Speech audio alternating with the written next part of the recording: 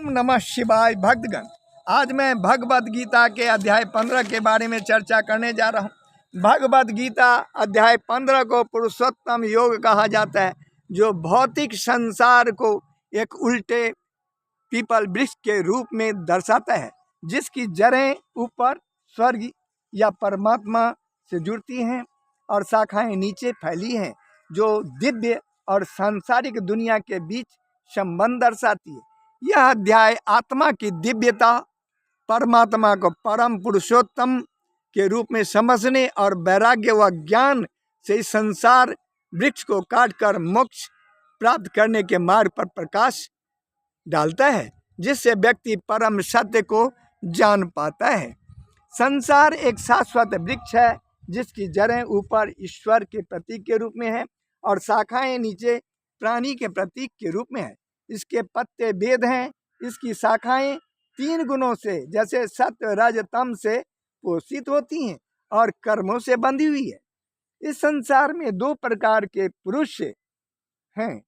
पहला है क्षर, जो नाशवान सभी जीव और भौतिक जगत है, और दूसरा है अक्षर, जो अविनाशी जीवात्मा है।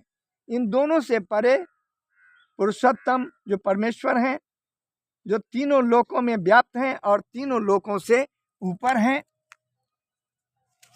इस अध्याय में भगवान श्री कृष्ण बताते हैं कि वे सभी प्राणियों के हृदय में स्थित हैं और उन्हीं से अस्मिति, ज्ञान और अज्ञान का नाश होता है। जो व्यक्ति इस पुरुषोत्तम परमेश्वर को जान लेता है, तो वह सभी बंधनों से मुक्त होकर परम शांति और भगवत प्राप्ति करता है, और फिर से उसे कुछ और जानने की आवश्यकता नहीं रहती है।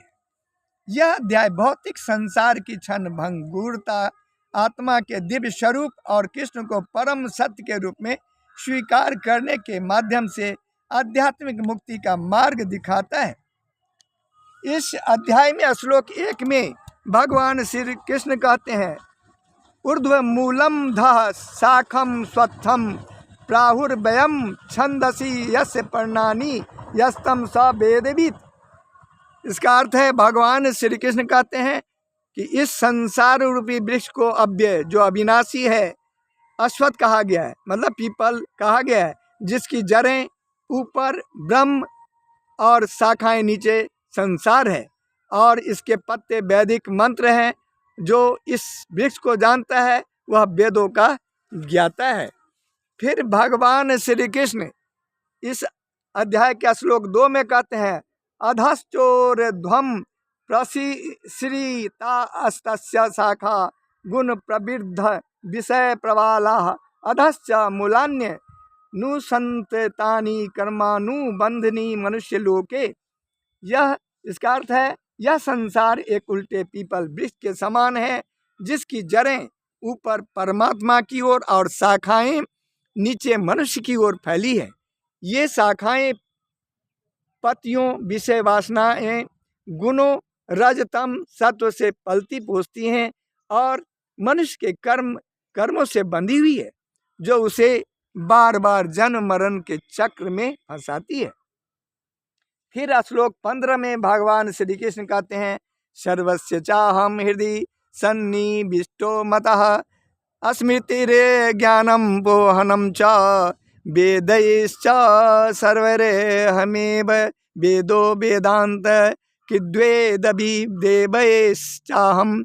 इसका अर्थ है, मैं समस्त प्राणियों के हृदय में स्थित हूँ, ऐसा भगवान श्री कृष्ण कहते हैं, और मुझसे ही स्मृति, ज्ञान और विस्मृति उत्पन्न होती हैं। मैं समस्त वेदों द्वारा जानने योग्य हूँ। मैं ही वेदांत का रचयिता हूँ और वेदों के अर्थ को जानने वाला हूँ।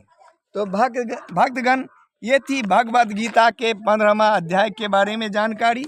अगर मेरा वीडियो पसंद आ गया हो तो मेरे इस चैनल को लाइक एवं सब्सक्राइब करें, साथ ही शेयर भी कर दें। अगले वीडियो तक के लिए आपसे विदा चाहता हूँ। जय श्री कृष्ण।